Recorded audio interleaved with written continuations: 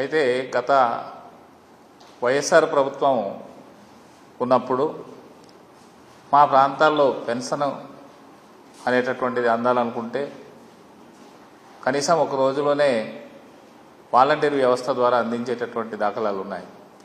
ఒక పంచాయతీ పరిధిలో సుమారు 20 నుంచి 24 అంబులెన్స్ వరకు కూడా ఉన్నాయి. మరి ఆ రోజుల్లో ప్రతి ఇంటికి వెళ్ళి అంటే సుమారు 50 గడపలకి ఒక వాలంటీర్ వ్యవస్థ ద్వారా ఒక వాలంటీర్ నియమించడం వల్ల ఎప్పటికప్పుడు వాళ్ళకి అందేటటువంటి సంక్షేమ పథకాలు అయితేనేమి, అలాగంటే ఈ పెన్షన్లు అయితేనేమి త్వరగానే అందినటువంటి దాఖలాలు ఉన్నాయి. కానీ ఈరోజు టీడీపీ ప్రభుత్వం వచ్చిన తర్వాత మరి టీడీపీ ప్రభుత్వంలో ఈరోజు పెన్షన్ ఒకే రోజు ఇచ్చేస్తామని చెప్పేసి బల్లలు గుద్ది చెప్తున్నారు. కానీ ఒక రోజు ఇచ్చేటటువంటి సాధ్యమైతే కాదు. ఎందుకంటే సచివాలయ వ్యవస్థ ద్వారా ఉండేటటువంటి ఉద్యోగస్తులు చాలా తక్కువ మందే ఉంటున్నారు. మరి ఆ రోజు వైఎస్ఆర్ పార్టీ గవర్నమెంట్లో ఒక 50 ఇళ్లకు ఒక వాలంటీర్ వ్యవస్థ ఉండడం వల్ల అంటే వాళ్ళకి అందించాల్సినటువంటి పెన్షన్లు 1వ తారీఖు ఉదయానికల్లా అవతాతులకు అందినటువంటి దాఖలాలు అయితే ఉన్నాయి.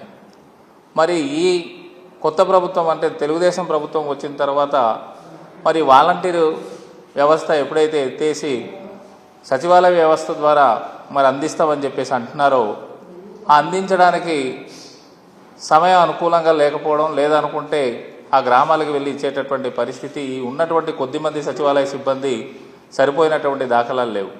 అంటే స్టార్టింగ్లో వీళ్ళు ఏం చేశారంటే సచివాలయానికి వచ్చి పెన్షన్లు తీసుకోమని చెప్పేసి చెప్పడం కూడా గతంలో జరిగింది.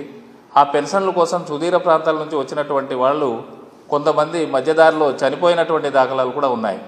అది ఒకసారి మరి టీడీపీ ప్రభుత్వము ఒకసారి వెనక్కి చూసుకోవాలని చెప్పేసి నేనైతే చెప్తున్నాను.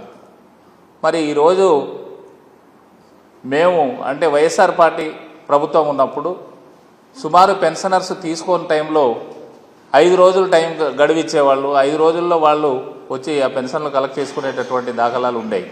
కానీ ఈరోజు టీడీపీ ప్రభుత్వం ఏమంటుందంటే మేము ఒక రోజులోనే పెన్షన్ ఇస్తాము, ఆ పెన్షన్ తీసుకోకపోతే తిరిగి 2వ రోజు కల్లా మళ్ళీ అది ప్రభుత్వ ఖజానాలో జమ చేయమని చెప్పేసి అనడం అనేటటువంటిది విడ్డూరంగా ఉంది. చూసేవాడికైతే ఎబ్బెట్టుగానే ఉందని చెప్పేసి అయితే నేను పత్రికాముఖంగా లేదానికి మరి టీవీ ఛానల్స్ ద్వారా కూడా నేను తెలియజేస్తున్నాను. కాబట్టి ప్రభుత్వం ఈ పద్ధతిని మార్చుకొని ప్రజలకి చేరువగా ఉండేటటువంటి విధానాలను అవలంబించమని చెప్పేసి డిమాండ్ చేస్తున్నాను.